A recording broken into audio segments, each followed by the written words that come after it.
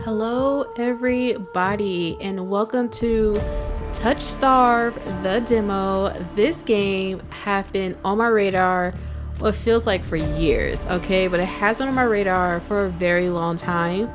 And they had the demo, and I just decided why not check out the demo, check it out with you guys together, because I'm so excited for this game. I really hope it turns out really good. And I am interested in purchasing it, but again, let's just see how it goes. I don't know. I'm gonna see, but I am so excited. This game has really just been on my radar for so long, and yeah. I hope you guys are ready too. It's a visual novel. I have honestly no idea what to expect. I really and truly don't. This is just a pure, like, cover by, eyeball by. I don't know anything about it. I don't know what to expect. I don't know if it's like, they say it's like a dark, not a dark romance, but it's like a dark romance type of situation. I don't know if that's like male female, male male, I'm not sure. But anyway, let's just find out together. Let's just go, and I am just so excited for it. I haven't played a visual novel in a while. Disclaimer.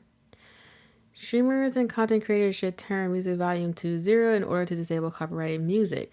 I'm not really caring about copyrighted music at this point. You know what I mean? Like, I want to get the full effect, if I'm being honest with you. Because I'm not going to monetize this thing anyways anytime soon. So therefore, it is what it is. All right. Now, the only thing that gets me with this one is the injury.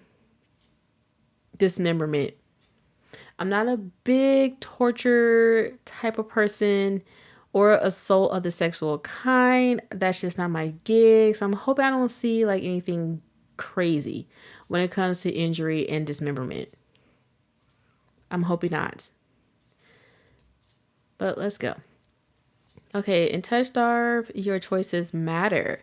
The decisions you make may result in unique dialogue, interaction, or even choices in red text, which contains exclusive content. Try playing through the demo more than once and choosing different options. You might even uncover a secret ending.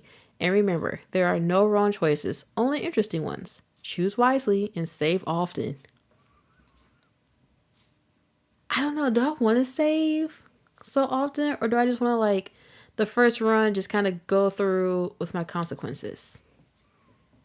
You know? Okay. Rewind text, progress, spacebar, hide the UI, press space again to bring it back.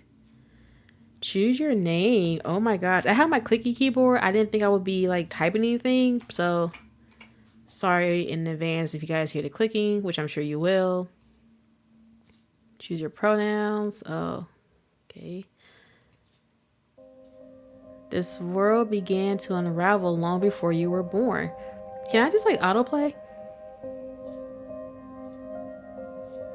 It begins with fog fall. Spectacle mist blend from the steam where... Okay, let's not do that one then. And from the fall they emerged monsters, inhuman beings with unnatural powers. Some possessed language and intelligence. Others were mindless beasts driven by little more than a desire to slaughter. As cities fell and unrest spread, humans united in their fear while monsters thrive in the chaos. And then there's you. You're not even sure if you're human. You were born cursed, with hands that alter the minds of anyone you touch. Choose your backstory. Oh my god, this is so detailed. I wasn't expecting any of this. Okay, the unnamed, a fallen oracle. You were raised as an oracle in a remote temple. The priest claimed your touch bestowed enlightenment, but a visiting mage revealed your curse for what it is. Following the mage's words, you fled in search of the Sinnoh. You regularly experience unnatural premutations. Yo, my vocabulary is going to expand with this visual novel. That rattles your body and soul. What is that? Premutations? I don't know. An innate sixth sense give you a heightened awareness of hidden supernatural presence around you. The Hound, a forsaken thief. You were raised by society's outcast criminals who accepted you when nobody else would. Your partner in crime, a friend since childhood, helped you steal enough money for a cure, then betrayed you. They left you with only enough coin to travel to the Sinnoh, your last hope. You have sharply honed social intuition. You can survive and even thrive in the violent underbelly of any city, using your experience with the underworld to get ahead. I like the Hound. I like that one. The Alchemist, an abandoned mage. An exile Sinnoh mage took you in as a child, raising you as her apprentice. She seemed to take pity on your curse, but you discovered that she was cultivating you as a test subject. You fled to the Sinnoh seeking a cure. You're an experienced spellcaster with encyclopedic knowledge of alchemy, spellcraft, and history. With a little observation, you can identify the subtle effects of magic. Okay, so you have a good sense, you have street cred, and you're knowledgeable. Do you want street smarts or book smart? I'm really not interested in this one in particular. Don't want to be street smart, y'all, or book smart. I like this one a lot. This one really intrigued me. But this one, I have a good knowledge in alchemy, spellcraft, and history. With little observation, you can identify subtle effects of magic, or this one you can survive and even thrive in a violent underbelly of any city. Use your experience with the underworld to get ahead. I might do the Alchemist. Maybe I'll do the Hound another time, but I think I'll do the Alchemist this time. Yeah. I'll be book smart. Your name is Boo. You selected she, her pronouns. Your backstory is the Alchemist. Is this correct? Yes. Oh my God, I'm so nervous. The wasteland stretches as far as the eye can see. There's nothing out here but death, the ever-present stench of decay. The countless sun-bleached bone casts like seeds across the barren lands. I could say death doesn't scare me, but to tell the truth, I'm desperate. It's been 2 weeks since I joined a caravan bound across the waste. Finding a group that will accept me was a trial in itself. As rations grew sparse and my canteen ran dry, I began to despair. But then I saw it. The city. Eridia, the city of knowledge, one of the last bastion of humanity left in the world and home to the famous alchemy called the Sinnoh. Can I pronounce that? No. All the world's knowledge gathered in one place. If there's anywhere I'll find a cure for my curse, it's there. But what is the curse though? Like, do I look different? Do I sound different? All that stands between me and the curse is a final stretch of salt-soaked waste. Or so I think, until the first tendril of fog snaked beneath the wagon. Is this fogfall? My stomach sinks at the very whisper of it. A silent storm more devastating than fire, dangerous in cities, but a death sentence beyond them. Please don't have a jump scare. A thick blanket of fog engulfed us, smothering out the lantern's light. The wagon lunged to a stop. An eerie silence, heavy as the mist, falls over us. The only warning we get is a strangled scream. Stay back. No. The city dissolves into wet gargling. Oh, the cry, excuse me. Then the wagon violently pitches to the side. It hits the ground hard. The air punched from my lungs. When I open my eyes, adrenaline lends suddenly, awful clarity to the carnage around me. A trader I once shared bread with lie face down in the mud, their back reduced to long strings of torn muscle, gleaming gristle, and exposed bone. Bodies littered the wasteland. Oh no. I tried to rise, but my ankle exploded with pain so blinding, white blooms across my vision. Only when my eyes adjust do I see the dark shape in front of me. a soulless, stoops over the twisted form of a caravaner. I freeze, but it swirls its head, a dozen bulging eyes twitch in my direction and blinked at once. The soulless let out an ear-splitting screech and runs at me. But right before it reached me, the beast barreled past, vanishing into the mist. Distantly, a horse screams in the dark. I need to move now. Head towards the wagon, but the wagon is done, ain't it? We're gonna run for it, go. I take off, running deeper into the haze. The fog is so thick that I fear I'm headed in the wrong direction until I see a dim pink red of light emanating from the shadows of a spear. It's faint, but it's enough. I came too far to die here. Rapid footsteps echo all around me. I turn and circle, frequently searching for the whatever mist of the source, but the fog fall twists and stretch sounds. Suddenly, the caravan driver bursts forth from the fog. Our eyes meet too late. He slams into me, knocking me on the ground, and slips in the patch of mud. The soulless falls on him as soon as he slows. It catches the driver by his throat and rakes his stomach with razor sharp claws. He comes apart like a wet paper, splitting intestines and viscera in the streaming tide. Fighting the urge to heave, I claw frequently through the slippery muck for a handhold. Shit. My hand catches on the jagged edge of a rib jutting from the water. Bandage uncurls around the gore turned deep in my palm. Oh my gosh. The pain quickly forgotten when a hand closed around my wrist. Can you stand? One of the travelers from the caravan leaned over me. We need to run. They reached from my hand, and I realized too late that my bandages have come undone. Oh, so I do look different. No, don't touch me. The sensation of their thumb brushed the back of my hand sent a shiver down my spine. All it takes is one touch, and in the space of a breath, my curse takes hold. Their lips peel back in a deranged grin. Look at dude. Wahahaha. No, I've seen his face countless times before. This is my curse. Madness of my own making. The grip on my hand tightened until pain radiates from my knuckles. Let me go. Suddenly, a clammy hand crushed my throat, choking off my breath. Who writes this? Because this is so tongue twisty. Die, die, die.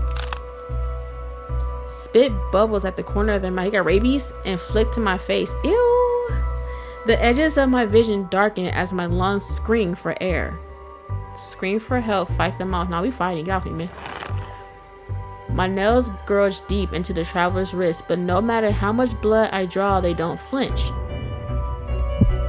The more I struggle, the tighter their grip. My pulse hammer in my ears, slowly with each throbbing beat. This can't be happening. I'm going to die. And not because of the fog fall or the soulless, but because of my own curse. Tears sting my eyes. No, no, no. Not here. Not like this. The hand dropped from my neck, leaving me wheezing for air. My lungs burn with each ragged cough. My vision clears and the traveler's face takes shape, hovering inches from mine. Lips still split in the whatever smile, even as blood sweeps between their teeth. They give one last shuddering breath, then slump over the claw hooked through their stomach.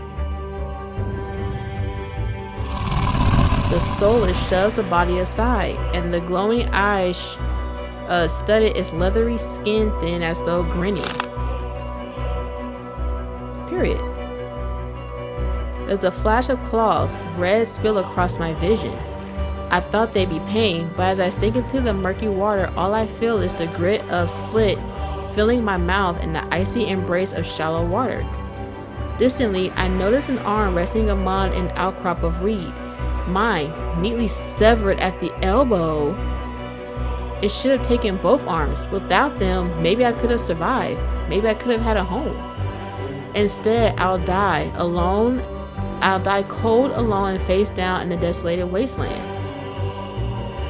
A fitting end for a monstrosity like me. So I just die and that's it? If this is death, it's not as bad as I feared. The cold is gone, as is the choking stench of the bog water. I could drift forever, cocoon in oblivion, until all thought and sensation vanish. No curse, nobody howling at me in madness and terror, nothing at all. The thought has a terrible appeal to it. But the next moment, I take a reflective breath, air pouring into my lungs, then out again in a ragged gasp. Feeling comes flooding back, warm cloth on my bare skin, a firm surface underneath me, a strange tang of sulfur in the air. Do not be afraid.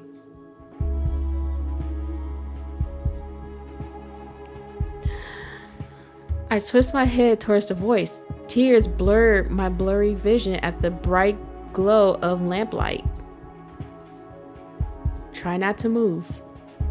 The voice is calm, steady, and commanding, but more importantly, it's a stranger's voice.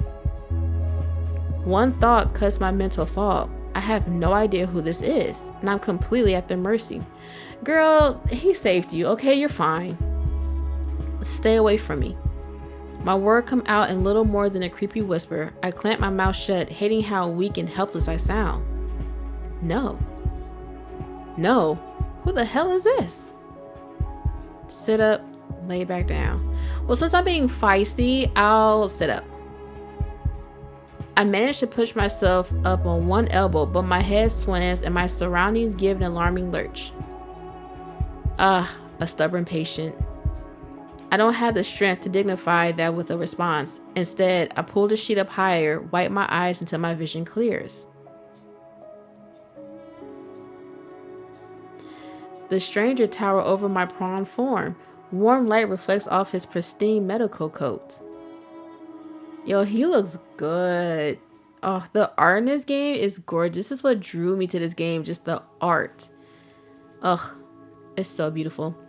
I instinctively shrink back, and that's when I notice that I'm completely naked except for a thin linen sheet. Naked, lying on a low cot with a pair of sharp golden eyes watching my every move. The man's gaze flickers to my exposed, unbandaged hands. I plunge my hands under the sheet to hide them from sight, though it's too late. He must have noticed what they look like. Oh yeah, girl, you're naked.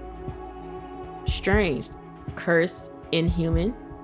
I brace myself for his inevitable suspicion and disgust, but his expression doesn't even falter from the courteous smile.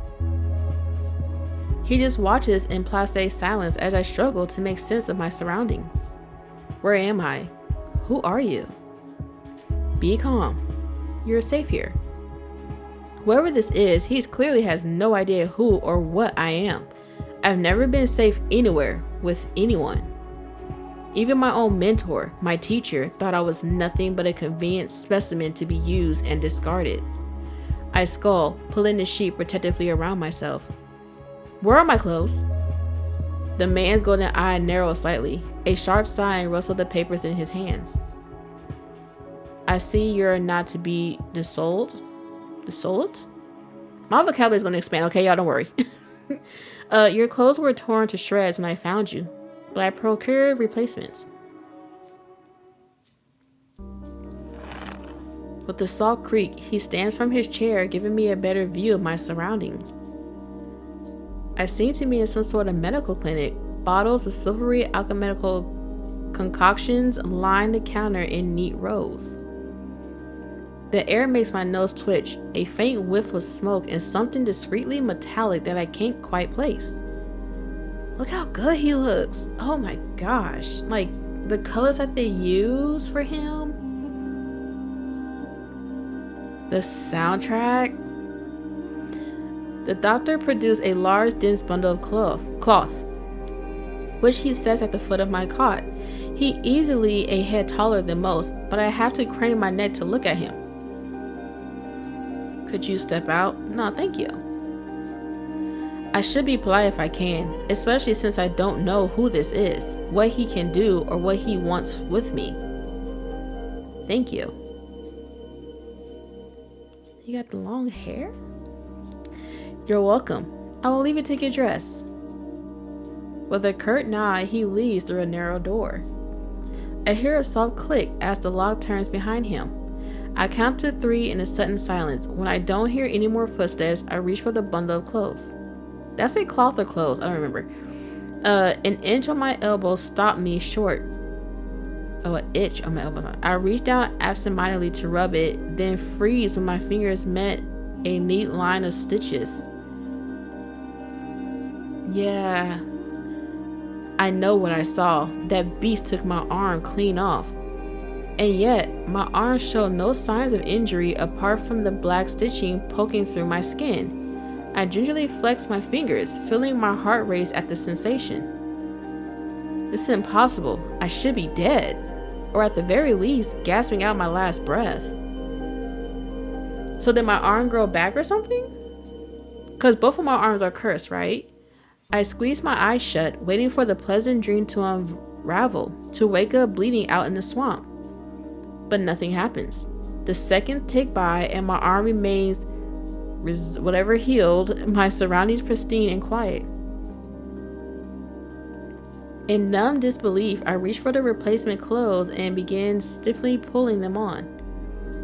They're thicker and warmer than mine were, with a black woolen cloak to go with them. But there's one thing still missing: my bandages. The golden eye man didn't leave me with any, even though I know he saw my hands. I slide off the bed and take a few unsteady steps towards the drawer. If this is indeed a doctor's clinic, there must be bandages somewhere. I start opening drawers at random, and of course, that's when the door swings open once more. Are you looking for something? I roll around, clenching a thick roll of clean bandages as I try to step back from him, but my legs bump up against the edge of the cot.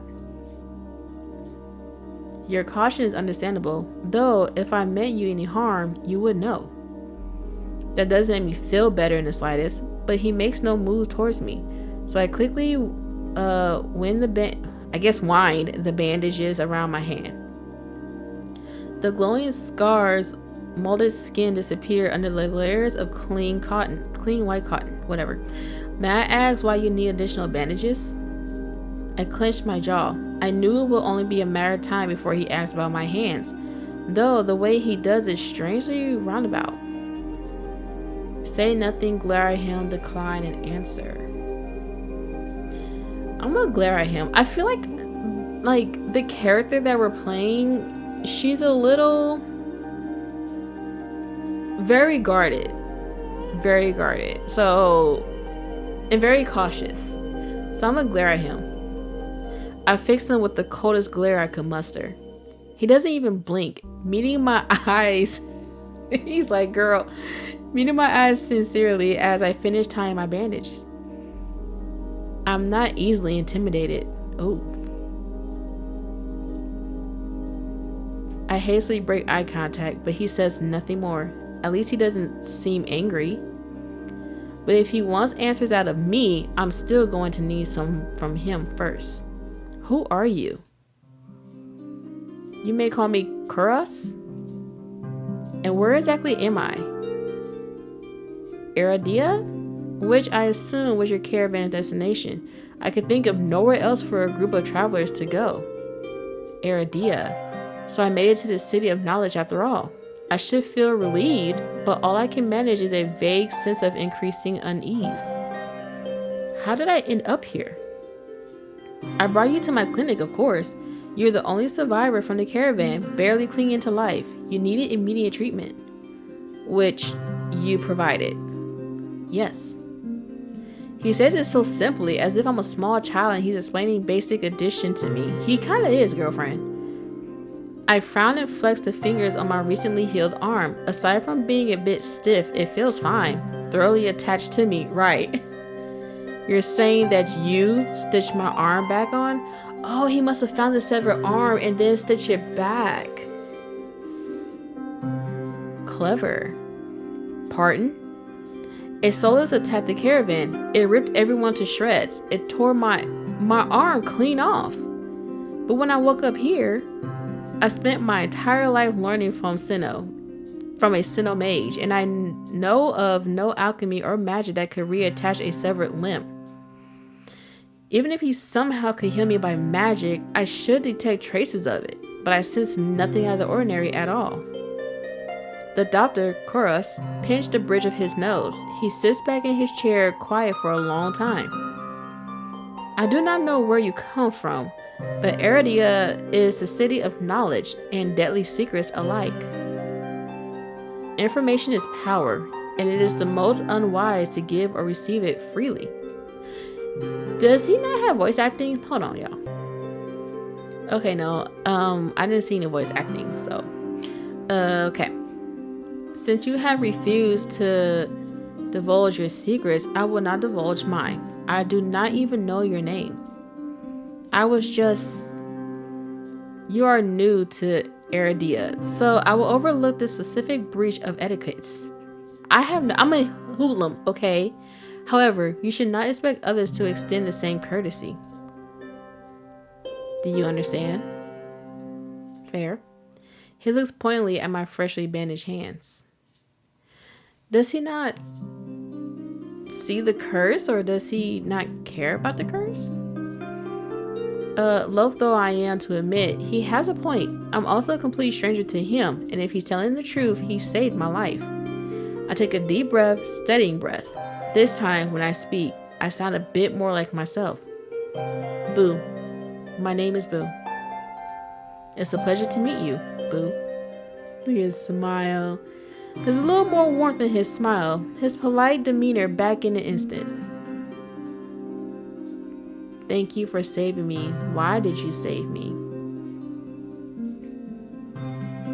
I do want to know why he saved me.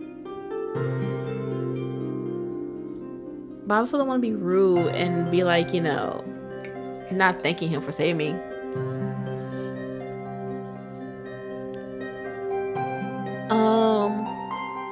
I'm gonna say, why did you save me? Why did you save me? Thank you for saving me. Thank you for saving my life. I chance a smile in return. Even if he won't explain how he did the impossible, there's no doubt in my mind that I'd be dead if not for Koros. Think nothing of it. I'm not sure if he's just being excessively courteous, but his words only raise more urgent questions. But I have to ask, why did you save me? You don't know me. Thank you. Thank you, writers, for allowing us to ask the important questions anyways. This is good writing already. The questions seem to startle Kurt. His expression. I could hardly leave you to die in the waste. Assisting those in need is the very essence of a doctor's duty. I've never met a doctor who also handed out free clothes. My fingers find the edge of the cloak. There's a subtle but delicately embroidered pattern around the hem. I try not to think about what kind of price Koros might ask for such well-made clothes. Koros. No, I suppose not. Forget my presumption. I rarely come across so fascinating a patient. I blink. What did he just say?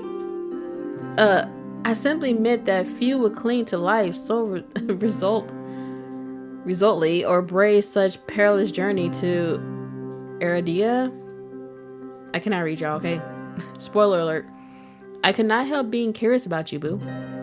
His voice dipped to a soft mutter as he abruptly looks away from me. You're pretty curious yourself. I don't know what to say to that.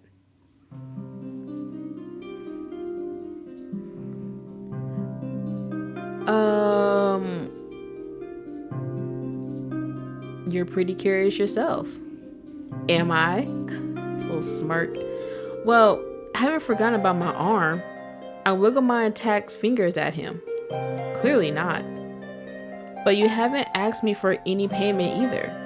I require none from you. Travelers do not have an abundance of coin, and it would be unethical to leave you destitute in a strange place. Destitute in a strange place? I fall silent, unsure what to say to that. Nobody would help a whore like me for free. There has to be some kind of a catch or trick, right? A loud knock at the front door stopped our conversation cold and spared me from having to say anything else. Duty calls. Unfortunately, you are not my only patient today. The knocking grew more insistent, and Kuraz let out a tired sigh. I really wish they were voice acted, just so I can know how to pronounce their names. Please wait your turn. Though he says it quietly, the calmer on the other side of the door abruptly stops. Do you need anything before you leave, Boo? Oh. Between the Sola's attack and my miraculous survival, I almost forgotten why I came to Erida in the first place. Eridia? I don't know how to pronounce that, y'all. I need directions to Sinnoh. The Sinnoh? The look on his face is downright chilling. Ooh.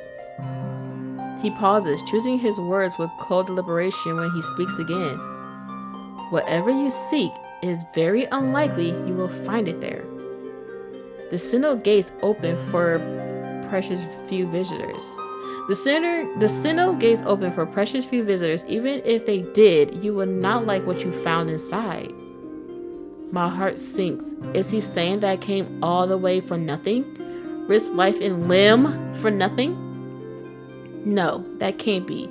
I've only just arrived and Eridia is the largest city still standing. There has to be a cure for me there. Then if not the Sinnoh, where would you suggest? Do you know anyone else in Eridia? I shake my head. Then I suggest a local guide. Head to the wet wick and ask for Leander? Excuse me? The wet what? The wet wick. He sounds deeply unamused. I didn't catch it at first, but rereading it, I'm like, oh. My character has a dirty mind, okay? Follow the posting advertising Leander's bloodhounds. They are difficult to miss. When you meet Leander, tell him I sent you. This isn't much to go on, but Kuraz points towards the clinic's back door. You will be safe so long as you do not draw attention to yourself. That's easier said than done. I've always been a magnet for the worst sort of attention. If you require my assistance, you may return whenever you wish. Though he's smiling, there's a note of finalness in his voice. Resigned to my dismissal, I slipped out the back door. I find myself standing in a narrow, rather gloomy alley. I pull the new cloak over my nose, stepping over the content of chambers pots that have been emptied into the streets. Something weighed heavy inside one of the cloak pockets, my coin purse. Everything is still inside, every last coin that I scraped together for the journey to Eridia. It doesn't even look like it was open. There were so few coins to begin with, they probably weren't worth stealing. I glance back at the clinic's closed door. Kuraz doesn't take any payment. He didn't even ask for a future favor.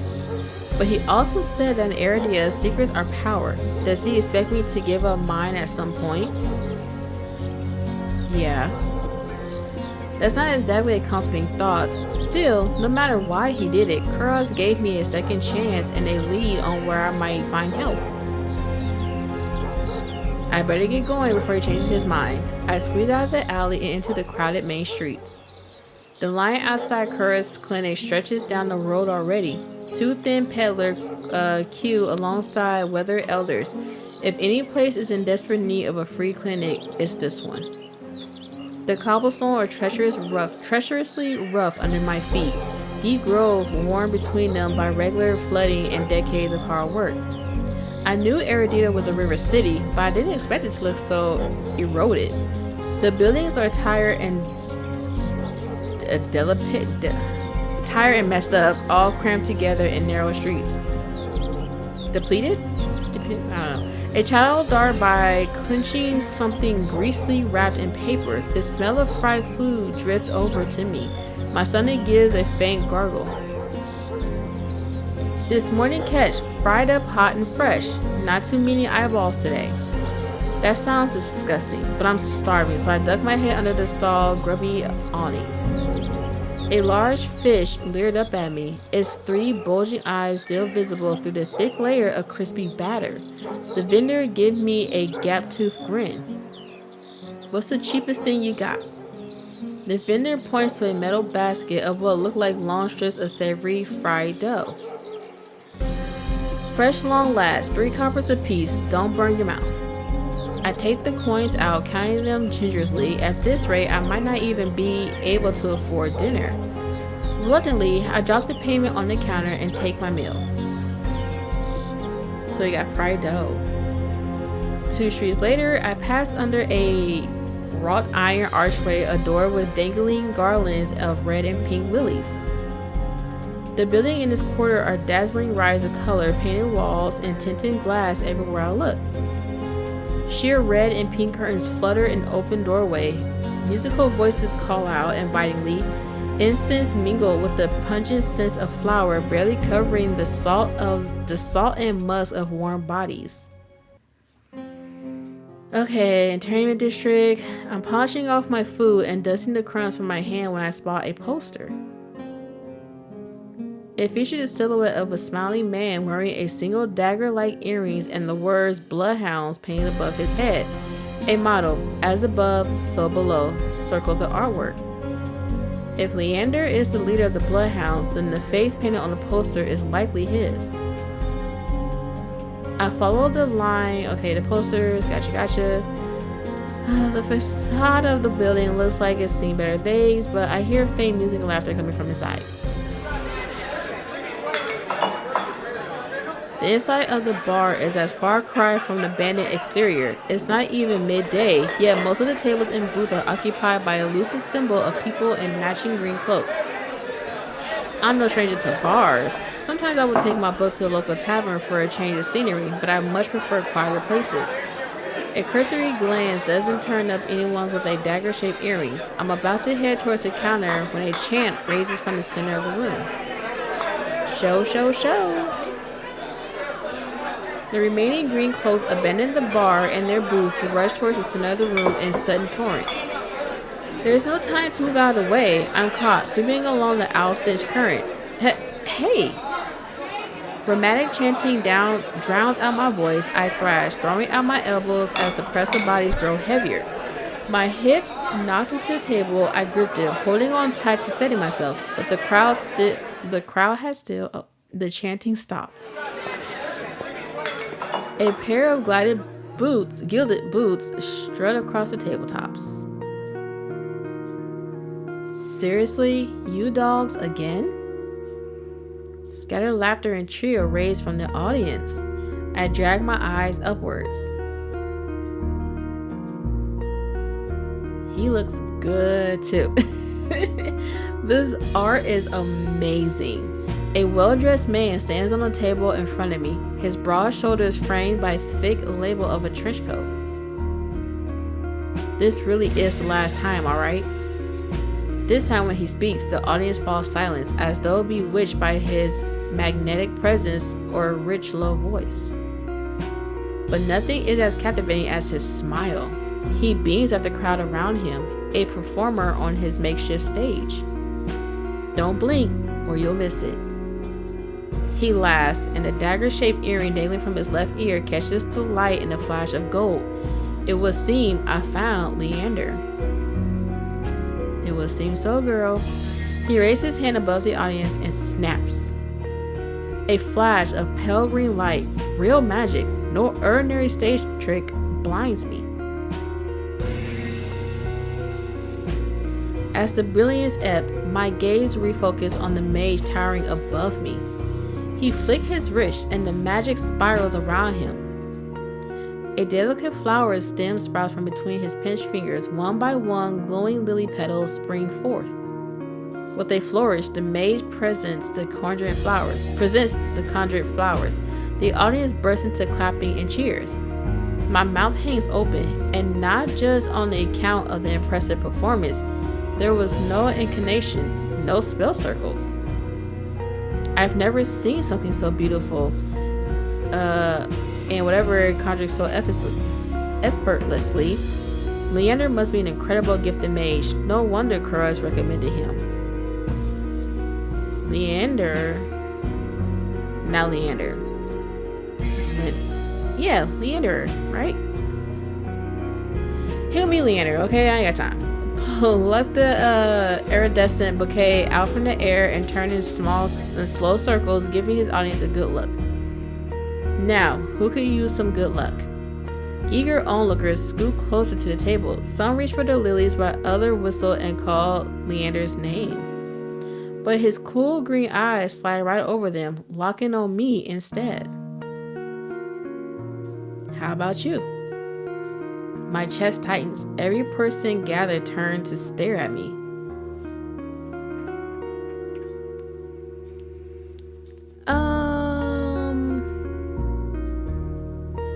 I'ma refuse. My voice come out weaker than I like. Someone else might appreciate them more. Leander smiled white as though he didn't hear me at all. You seem like you could use something to brighten up your day. Leander. Is that his name Leander? How do you pronounce his name? But as he speaks, the lily fades away in a shower of opposite whatever light. Special light, I don't know. To my surprise, I think it's Leander. Leander?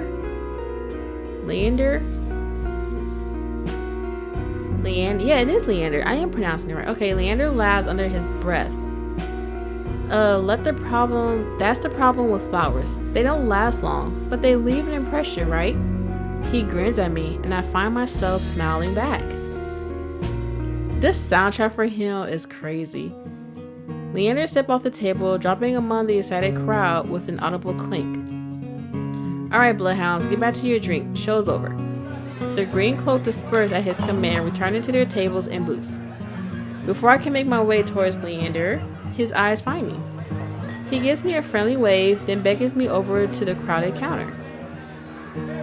I manage to squeeze beside him, but there's so little room that his broad shoulders press against mine. I tense, but he doesn't seem to mind at all. Is this your first time in Aradia? He says it lightly with a genuine air of curiosity. Do I stick out that much? No, but I'm certain I remember seeing a face as lovely as yours around Lowtown. My eyes flicker to the polished countertops. I'm not used to flattery, and being this close make eye contact difficult. As if on cue, the bartender approaches us. What can I get you? Surprise me, and add anything my friend wants to my tab. I wasn't expecting the generosity, but I had to admit I do feel a little thirsty after all that fried dough. We gonna say sober, girl. Water's good. Water's fine. While the bartender leads to fix our drinks, Leander leans his elbow on the counter. I'm close enough to notice the purple shadows under his lower eyelids. Yeah, right? His eyes wander over me in return, but when they lock on my bandaged hands, a sour taste rises in my throat. Here comes the questions. So, what brings you to the wick? Kura sent me. He pushes his hair back from his forehead, but immediately falls right back into place. So it's about work? The bartender pushes a pair of glasses our way. I don't realize how thirsty I am until the cool water touched my lips. I drain the water in a single gulp. Leander takes a deep swig of his beer and let out a satisfying breath. How can I be of assistance? I need to get to Sinnoh. As soon as the word Sinnoh leaves my mouth, the entire bar falls silent. Y'all nosy? Bloodhounds twist around their seat to gawk openly. Finally, an especially drunk one speaks up. The hell are you bringing up Sinnoh in here? Throw him out. This is bloodhound territory. The visceral catches me off guard. From the angry looks thrown my way, it's clear I've broken some unspoken rule just by mentioning the Sinnoh. When I glance at Leander, he's drinking as though he hasn't noticed the uproar. Only when he catches me looking does he lower his glass. For the love of... He drags a hand down his face. Hey, keep it down, will you? This is business. I tense, expecting an argument, but the outspoken bloodhound silently returns to their drinks. Only a handful continue to watch me wearily. Sorry about them. The Sinnoh's a bit of a touchy subject in these parts. Mixing enough drinks and, well, you saw. How about we continue this outside? When I give him a nod, he pushes away from the bar counter. One thing about this I will say is like there's so many extra words in here that could be edited out, if I'm being honest with you. I follow Leander into an alley tucked behind the wet wick, where layers of frayed bloodhound posters have been plastered on the wall. Okay. Seeing them side by side, the resemblance between Leander and his likeness on the poster is impressive. Curtis didn't send you here for help with the Sinnoh, did he? From the look he gave me, he already knows the answer. I glance away. No, he didn't. I suggest I find an alternative. Yet here you are, asking about them anyway. What do you need the Sinnoh for? I don't want to tell him about my curse. The less people know about my capabilities, the better. Thankfully, Leander takes my reluctance silent as an answer.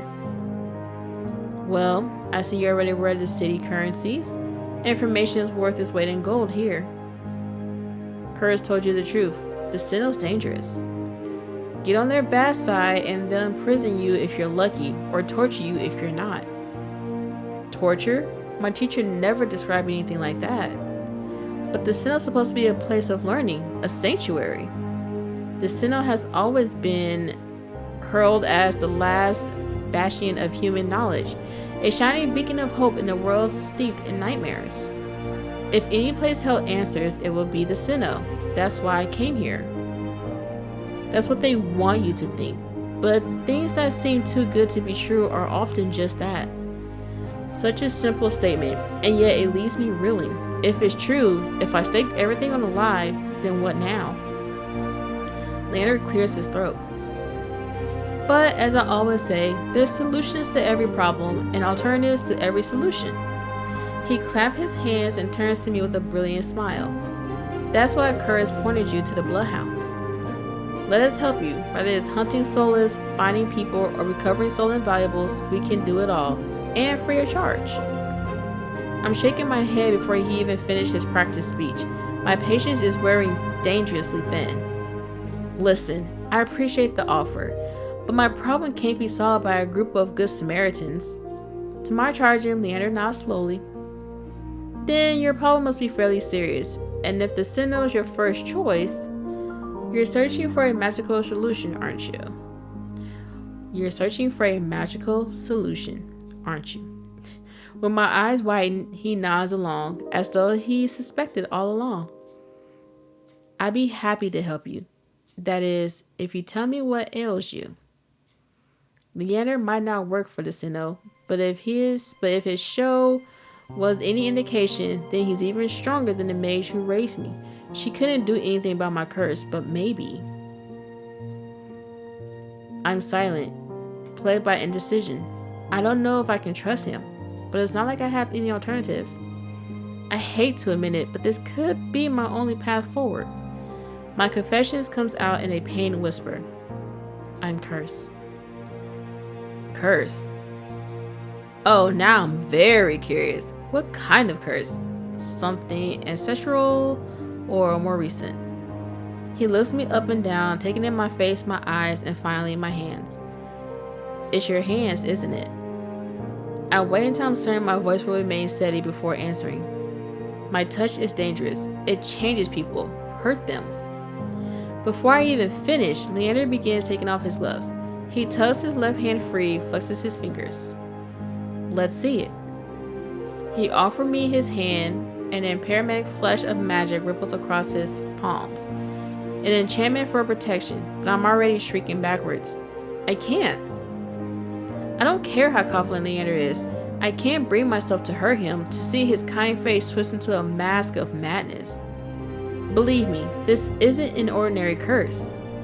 I'll be fine. Perhaps where you came from, your affliction was strange and one of a kind. But spending a year in this city, you'll see 1,000 curses and twice as many curses.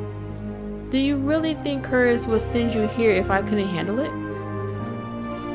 How should I know? I only met him today. I'm as good as any mage in Sinnoh. Better even.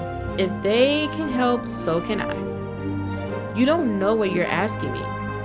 I'm asking you to trust me. I look from Leander's outstretched hand to his confident smile. Then, with a short breath, I began unwinding the bandages from my hand. Fine, but if you lose control, don't say I didn't warn you. You can tie me up first if it makes you feel better. Boy, stop.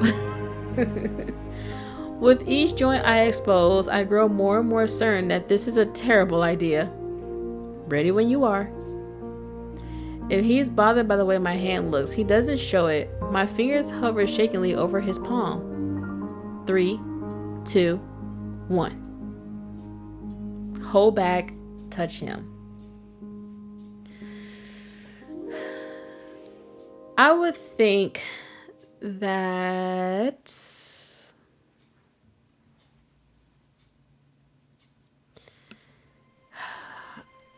do I touch him?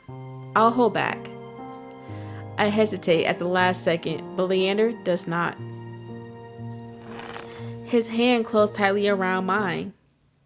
The instant his finger grazed mine, his expression goes blank. He's playing with me, Leander. I try to pull away, but he won't let go. My stomach sinks, fear clenching me even harder than Leander's grip as he takes a slow, deliberate step closer. His free hand rises, outstretched fingers angled towards my neck. No, you're just fine. Thank God. Interesting. That's one hell of a curse. His hand lands gently on my shoulder to steady me. I didn't even realize I was shaking. I share Leander's face for any trace of madness, but his eyes remain clear, a clear, soft green. Color rises in his cheek, but he remains still except for the subtle bobbing of his throat. He is so smitten with us right now.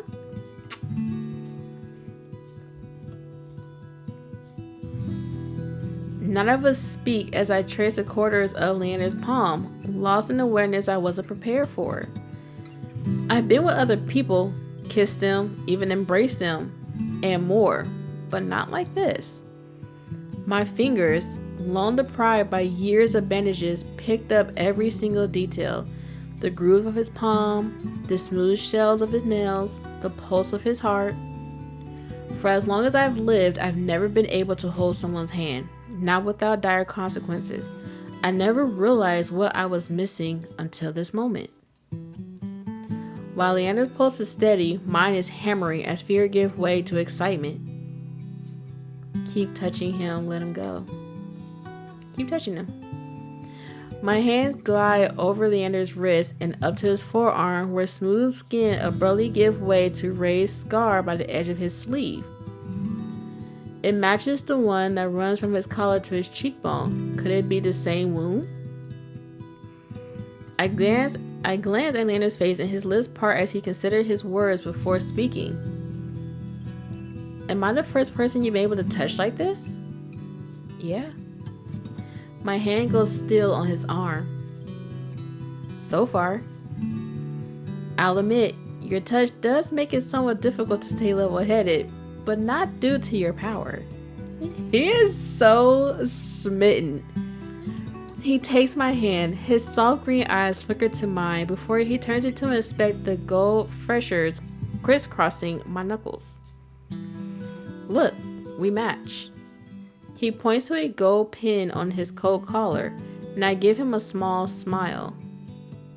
I draw my hand back, take a steady breath. My head feels as though it's stuffed with cotton. Habit alone guides me through the motions of rewrapping my hand, although my fingers tremble too much for the bandage to lie flat. I can't believe that worked. May I ask your name? I'm Boo. You were right to hide this from me, Boo. That curse of yours is unlike anything I've ever dealt with. I can tell you're discreet, but you best not go showing that off to anyone else. I didn't plan on it. Are you staying in Lowtown? I paused. Room and board was something I hadn't yet considered. I don't know. Let's get you properly settled then. Who you want me to touch to get rid of? The Whalewick is noticeably quieter. Without their leader, most of the bloodhounds have dispersed, or in a few cases, fallen asleep beside their drink. Got any room left, or did my lock grab them all to sleep it off? The bartender, who I now realize doubled as an innkeeper, slides a key onto the counter. You know I always keep the corner room open for your expedies. Leander laughs, sounds slightly strange. Right, you little hoe. And I always appreciate it, but you're mistaken. This is just for my friend Boo. Sure, stay as long as you like. You two have fun. Escapades, huh? Right. Hooker. Leander clears his throat, then holds the key out to me. But I hesitate. My coin purse barely holds enough for a day's worth of meals, let alone a room. How much do I owe you? Nothing. Bloodhound rates. My treat, since you shared your secret. Food, drink, and warm bed, anything you need. Carefully, I take the key from him. It's small, but weighs heavy in my palms. I never expected to have a warm bed in Iridia. Iridia? I don't know. Let alone free meals. Thank you. Go explore, Boo. You'll find many roads in Iridia, each leading to a different answer. But if you need a repetitive from what haunts you, come find me. Read something, I don't know. Just be careful. I nod, taking one last look at the gleaming bronze key before tucking it into the pocket of my cloak. Leander gave me one last friendly wave before I depart. The air clean, salt and heavy. Without the morning crowd, the sunlit streets look barren and bleak. Even the peddlers are long gone. Only a pair of crows remain crawling over stale crust in the gutter. I feel a ridiculous pang of envy. At least they got a reason to fight. I've never felt so lost. Courage and Leander both made it clear that Sinnoh can't be trusted. But I came so far, endured so much. I need to see the Sinnoh for myself. Yeah, okay, we get it. We know. I'm about to turn back when a shadow passes over me. A cloud, I think, until a puff of hot breath tickled the back of my neck. The shadow runs down the street. Formless dark spread like ink into bottle shape. Claws stretch, a muzzle split open to reveal long jagged teeth. A growl rumbles so low and deep I feel it. I want to run, to scream, but I feel trapped as though the slightest movement or a single breath will snap the jaw around me shut. No, I won't let it end like this. If I'm going to die, I want to see what got me first. I still myself, then turn. The shadow vanishes as quickly as it came. I'm left standing in the middle of the street alone except for a figure reclining in the shade of a nearby shop.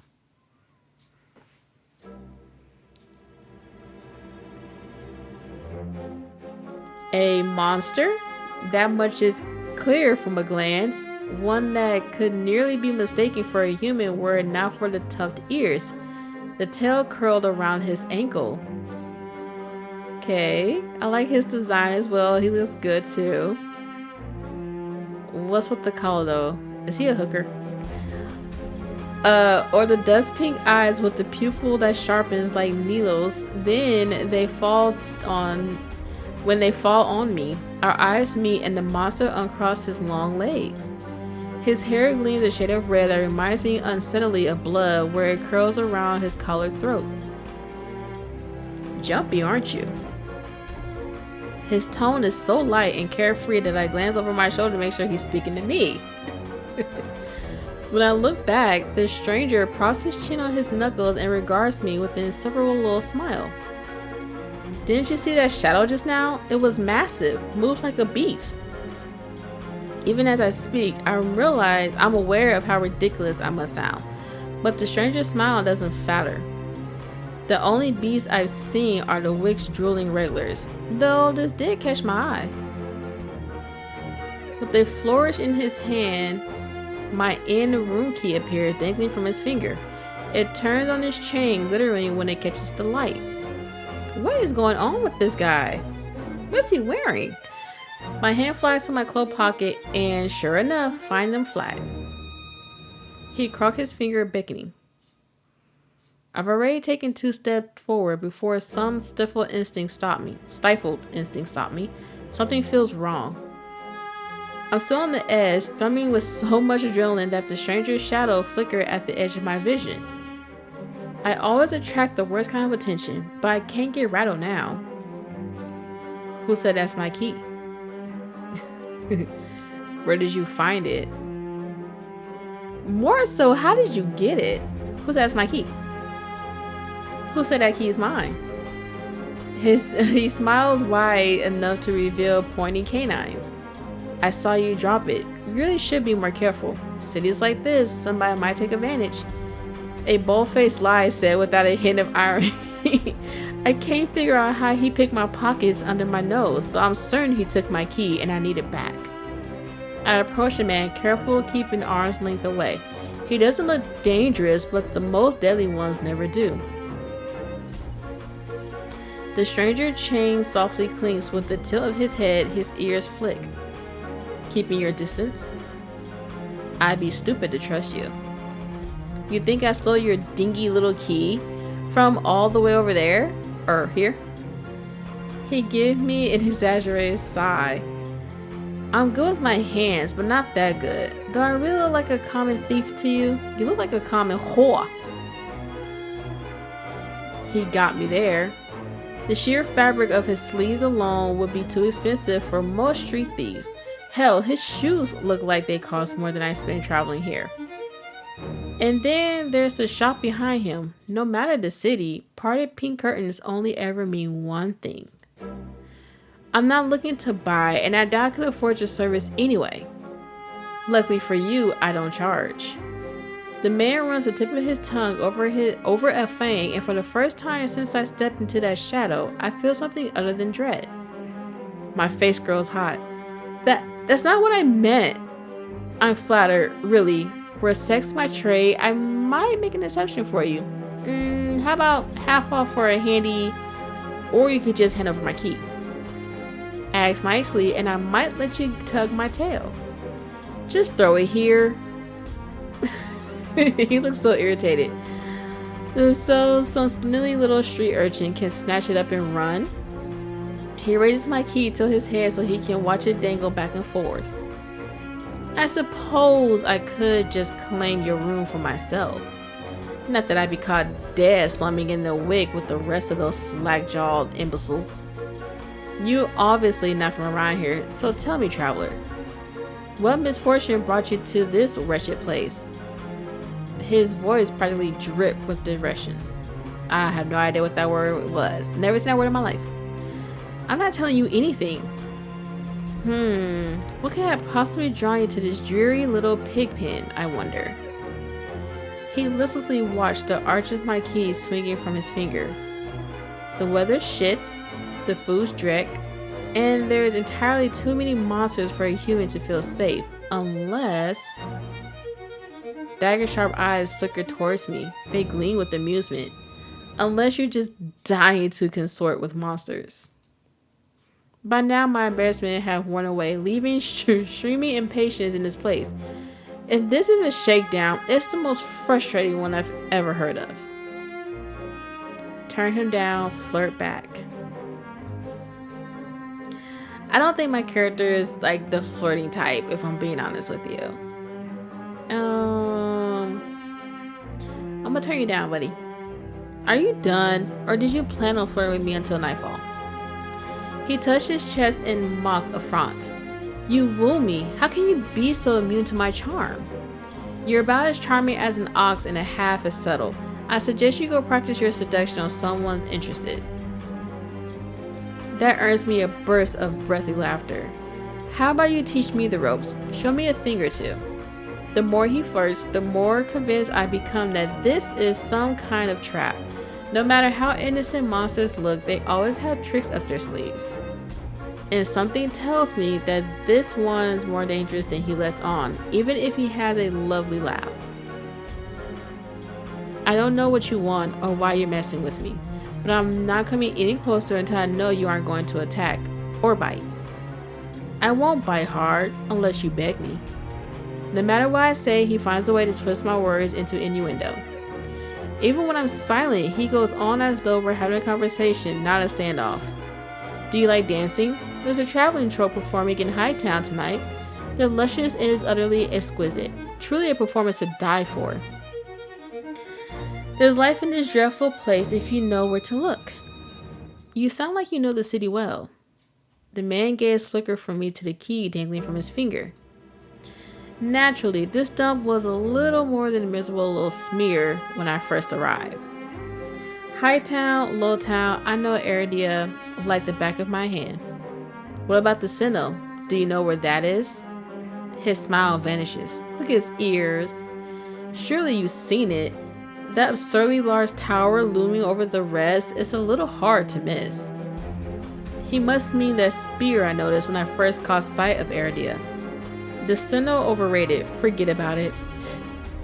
I can show you things those stuffy boars in their limp dick towers couldn't even dream of. I've already got plans. Oh, have you some pressing matter at the Sinnoh? Lunch dates with librarians? Tea time with the most esteemed abyss? Abyss? That's my business. What's the matter to you? I square my shoulder and the amusement bleeds out of him. Your loss. The stranger finally bored of his tennis games. Tedious game. Extended his hand towards me. The key rests on his palm, neatly divided skin and leather. When he makes no other move, I reach for the key, but as soon as my finger grazes smooth brass, his hand springs around my elbow. Hey! He yanked me down and I stagger. My soul slips on the steps. For a sick moment, I fear my bandage will unravel under his touch, but he's careful not to disturb him as his fingers dig into my arms. I knew I smelled blood. You reek of death and the road. And that fucking doctor. His voice, once silken, lowered to a smoky growl. The shadows around him seethe and boil as he pulls me closer. And something else. He mutters against my throat, nose grazing my jaw. Let go. I try to twist away, but he doesn't budge. His breath trails down my neck, sending a thrill of dread through me. But just as I fear he'll bite, he takes a deep whiff instead. His wide, flat eyes gleam with naked hunger as he gazes up at me. Not quite human, not quite monsters. Seems we're both. Veer. The stranger's ear flattened and he released me with a short breath. I yanked my arm back, massaging it where his grip left grooves in the bandages. The stranger twists around to watch a woman duck out from the curtains behind him. Her Sinnoh uniform is nearly identical to the ones of my mentor kept tucked away in her closet. I leave you all for what, 10 minutes, and you're making trouble again? Will you quit harassing the tourists? The stranger, Veer, I take it, rolled his eyes and flashed to Celtic a withering smile. Oh, cleric. She's a cleric. So suspicious. Can you see this is a friend of mine? A natural liar. He grins at me, his tail swished minutely. The woman peers her lips at me, clearly unconvinced. I open my mouth to correct him, but Veer cuts in. I was graciously offering my dear friend some free advice. Though his voice remained light and cheerful, his expression darkens. Danger is drawn to you like a moth to flame. It will always find you given time. The woman clicked her tongue as though she heard this recital 102 times. Word of advice: don't take free advice from lazy foxes lounging in the streets. This crook would sell water to a drowning man for the sheer enjoyment of it. Dang. She shrugs off a withering look from Veer. Oh please, any friend of yours knows it's true. Now hold still. Veer raises gracefully as her approaches. He pushes his hair aside so it drapes over one shoulder, exposing a long line of his neck. And suddenly it dawned on me that the jingling I heard earlier wasn't coming from the harness attached to his collar, but a leash. A heavy iron chain wound around a hitching post and padlock at the back of his collar. Veer posed deliberately to hide his leash from me. The woman produced a key from her pocket. She ruffles through a dozen identical keys before selecting one and saluting into the lock. Come on, unless your friend is tagging along on our merry little soulless hunt. They're hunting for solace inside the city? Words momentarily fail me.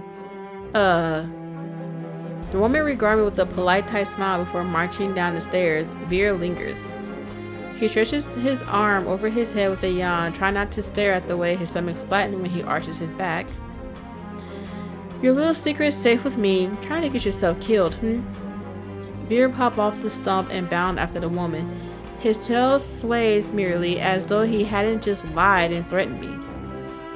Did you try that thing I mentioned? The knot? What the heck? That's the one where you take 3 fingers in. Actually, don't tell me. Knowing you, it's disgusting. Veer airy laugh echoed down the street. It's only after he and a cleric have vanished from sight that I realize I'm still missing something. I was just about to say, where's your key, girl? Wait! Reflexly, I shove my hand in my pocket and find it. The room key. I pull it out of my pocket and raise it to the light to be sure. A nagging feeling distracts me from my relief. I don't know what Veer's game was or what he wanted from me.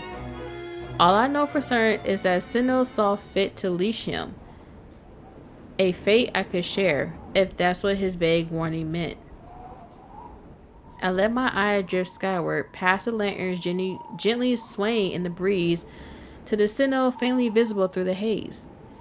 Just one glance is all I need. Then I could put all this behind me. This time, the key goes into my coin purse for safekeeping. Yeah, because it seems like nobody touches the money, right?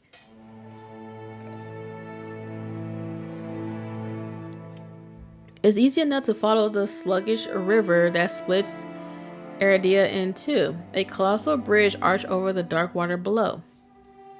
I cross as quickly as I can, climbing uphill towards the distant tower.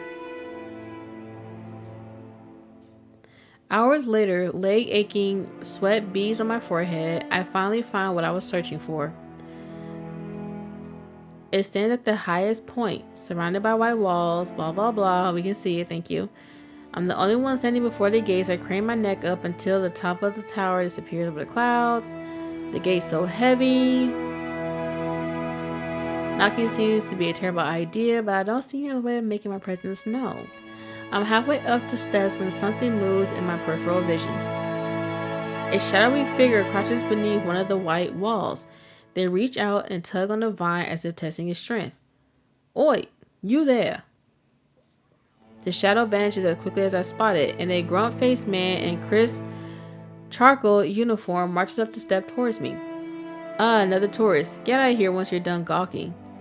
A dismissive wave accompanies his equally dismissive words as he turns on his heel without even waiting for an answer from me. I look back where I saw the intruder, but there's nothing. Just leaves blowing gently in the cool breeze. I step away from the gate, hopelessness washing over me. Hello? A whisper is so close I can feel the warm breath on my skin again. There's been a whole bunch of breath on that neck. I instinctively jerk away, but there's no one behind me. Halfway down the staircase, I spot a woman swaying in the breeze. She grunts as a rail, her blouse moth-eaten.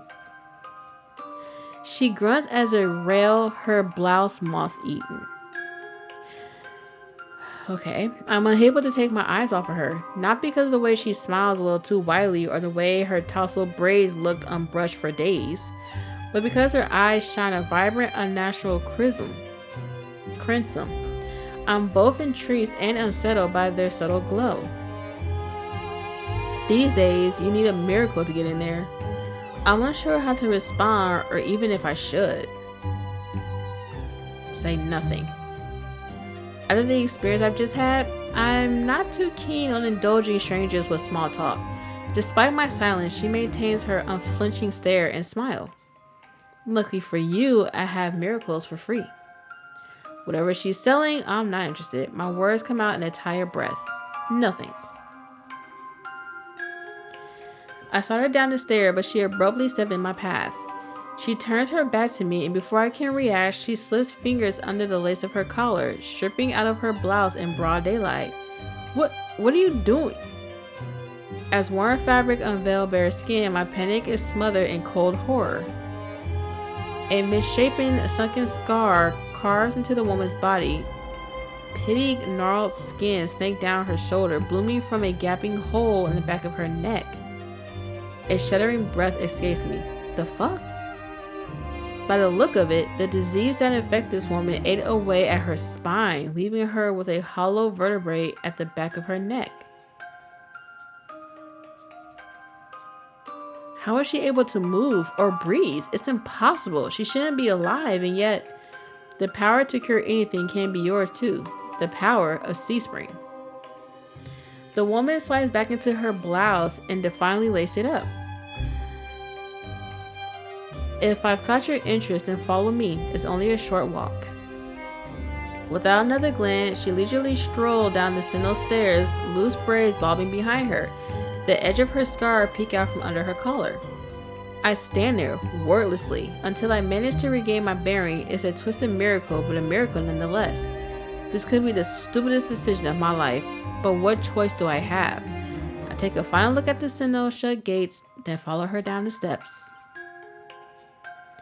This text is so wordy.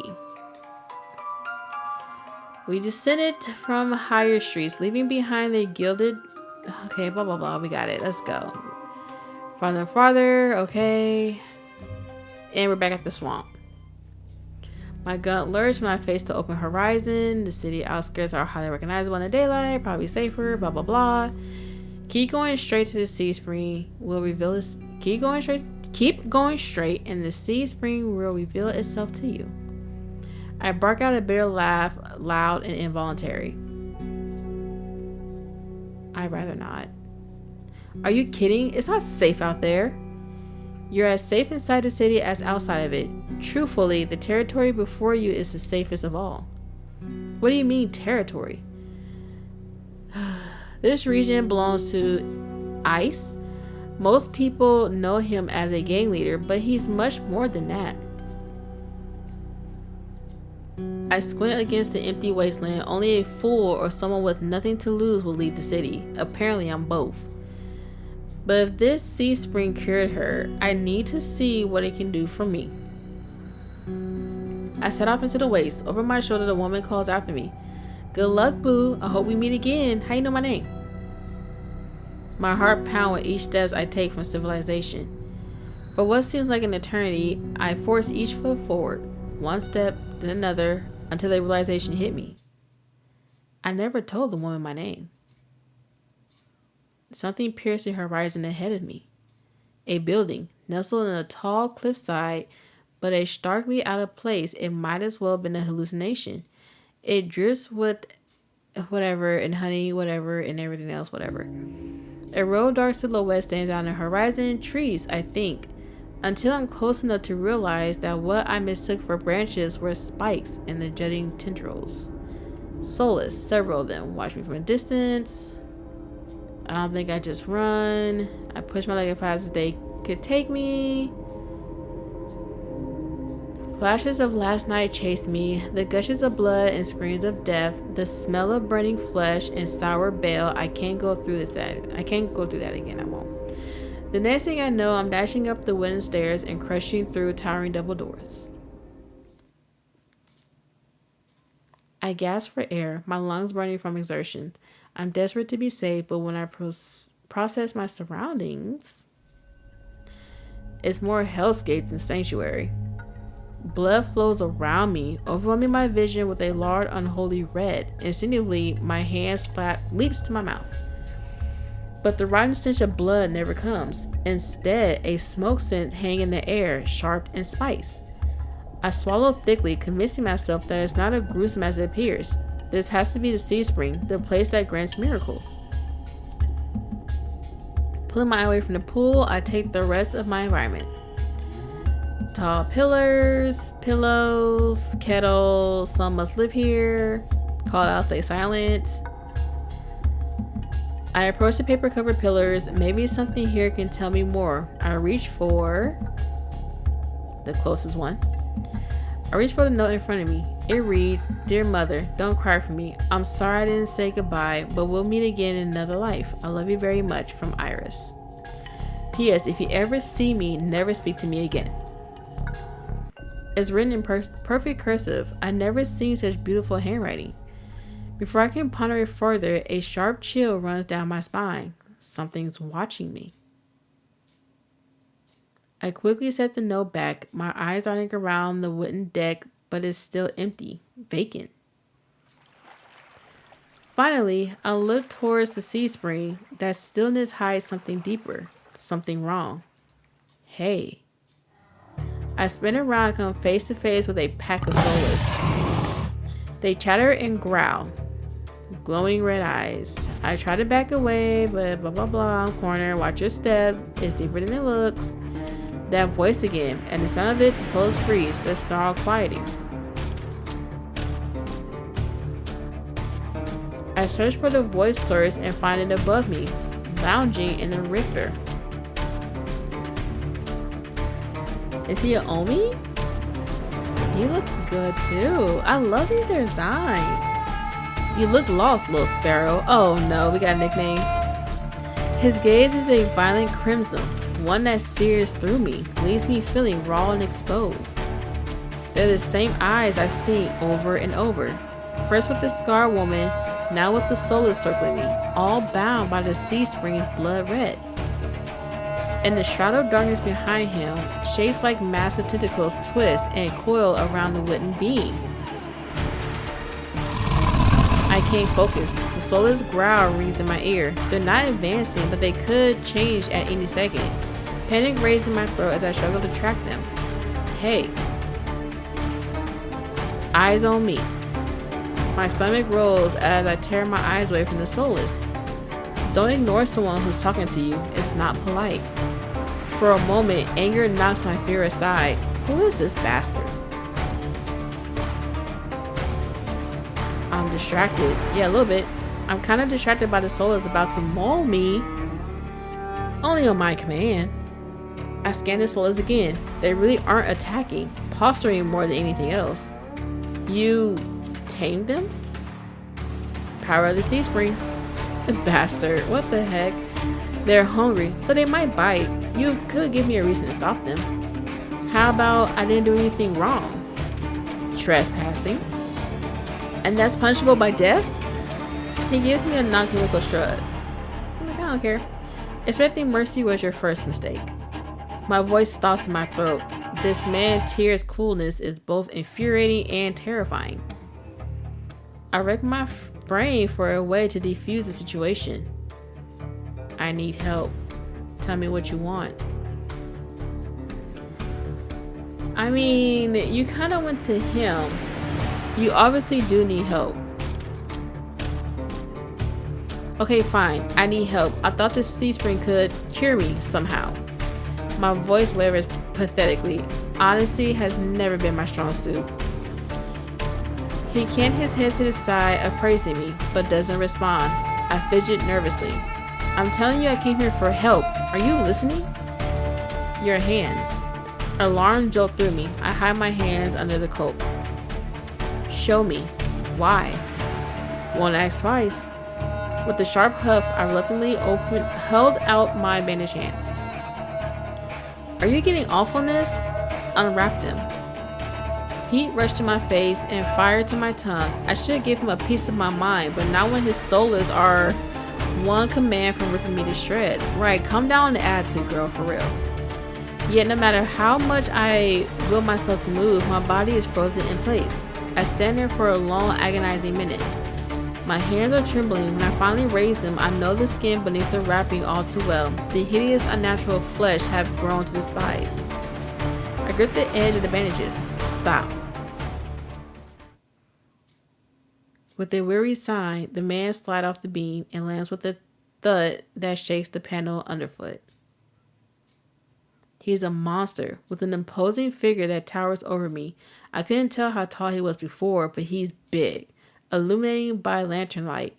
His features are stronger, sharper. Subtle clings of metal accompany each of his steps. The closer he gets to me, the faster my heart hitches. What does he want? Is he going to kill me? I step back and find nothing to set my foot on. I forgot my back was to the sea spring. I fall right before a warm hand catch my lower back.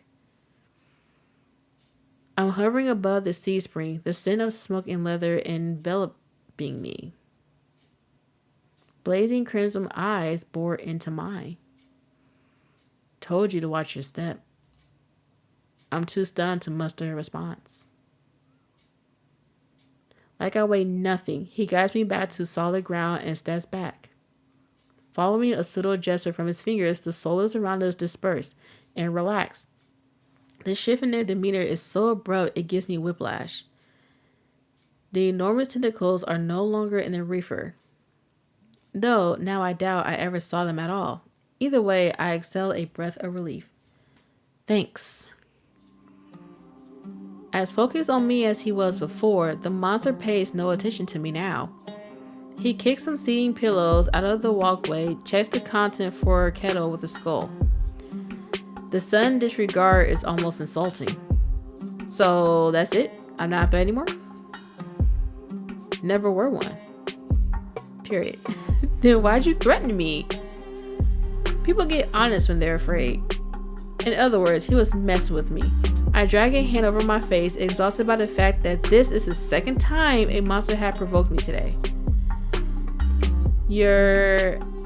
Would I say ice? Aren't you? Depends who's asking. One of your friends told me this was your territory. She also said you were a gang leader. But there's no one else here. I thought there'd be more people. Ice picked up the kettle and walked over to the edge of the sea spring, then dumps the contents into the endless red. Gang took a walk. His pleasant smile stretched across his face, ear to ear. I like him. Then in an instant it drops. I get the sense that I shouldn't ask about his gang again. You say you came here for help. Depends. Can the sea spring cure a curse? Probably. You mean you don't know? Nope. He shakes out the empty kettle and starts collecting strained cups, tidying up. My frustration builds. I narrow my eyes at him in a questioning glare. When he notices, he returns with an amusing smirk. Are you being irritating on purpose? Listen, Sparrow. The sea spring can cure anything. Nothing's stopping you from trying to get yourself. What do I have to do? Drink. I have to drink from the sea spring? My eyes glide to the blood-like pool beside us. The idea of ingesting the strange liquid makes my guts churn. It's not as if I'm avised to elixirs or whatever. I've made my fair share of them. But one misstep and you can easily meet with a fate worse than death. Is there a price? Always. Ice tapped his temple with his fingers. You lose it a little bit. Is that how you pronounce it? Ice? A-I-S? I think it is ice, maybe. That's it? Might have already beat it to the punch. My humor earns me an amused feigned grin. This is a little different. When you drink from the sea spring, you forget who you are. Your mind combines with everyone who's ever drank before. Humans, monsters, soulless. One big happy family in your head. Oh, is that his gang? My blood runs cold. I've heard these before. Group minds. Some legends suggest that independent minds can be physically linked together through a strong enough catalyst. It's never been done before. But something tells me this is real. Even if one thing doesn't add up. Your eyes are red too, but you obviously haven't forgotten who you are. Before I can finish my sentence, Ice stride past me towards the entrance. Time's up. Let's finish this later. Wait, already? You barely told me anything. Came on a bad day. I've got somewhere to be. There are still so many questions burning at the tip of my tongue. My frustration spills out before any of them. I was told to come here for help, but instead I get threatened and kicked out. You're joking, right? Watch your tone. I'm nice, but you don't want to ruin the host's mood. That's the same thing I'm saying. It's like, girl, you gotta calm that down. My skin pickles. The feeling of being watched washes over me again. My eyes start back over the sea spring. A long ripple dance on the quiet surface.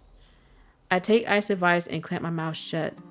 Ice approached a nearby soulless, a lanky dog-like one with 6 legs and a crown tendrils. Several sets of crimson eyes adore its side. Its forked tongue wags as Ice squats beside it.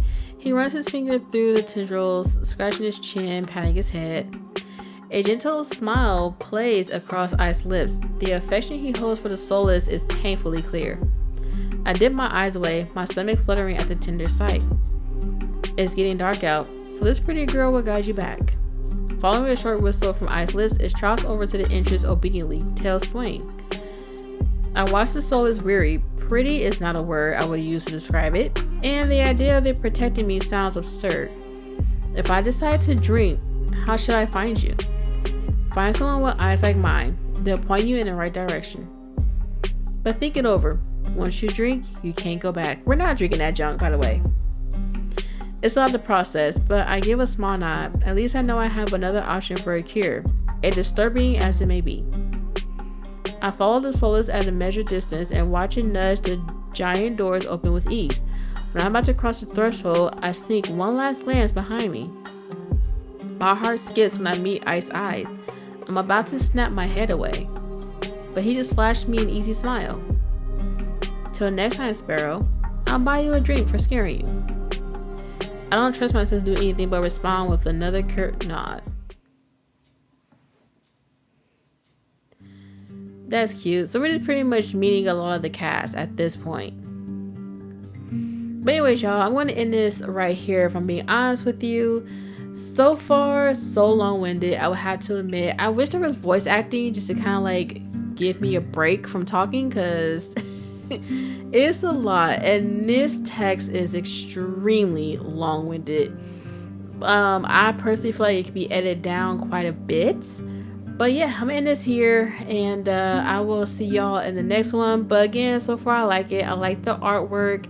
I like the characters so far. I love how diverse they really and truly are as far as like personality goes. And I like the fact that we're meeting everybody right now. So yeah, I'm not too sure exactly what's going on with the story. Again, it's feeling very draggy. You know, first impressions, very draggy. And this is just the demo. So I don't know what to expect. But thank you all so much for watching. Please leave a like and subscribe for some more. And let me know if you play the demo. Does it get better? You know, like, will we actually get into the story? Because again, we're getting a lot of setup. That much is clear. And I just feel like something else gotta happen a little bit, you know. But anyways, let me know how you guys feel about this game. Are you guys excited for the release that's coming out hopefully pretty soon? And yeah, thank you so much for watching. Now see you all next time. Bye.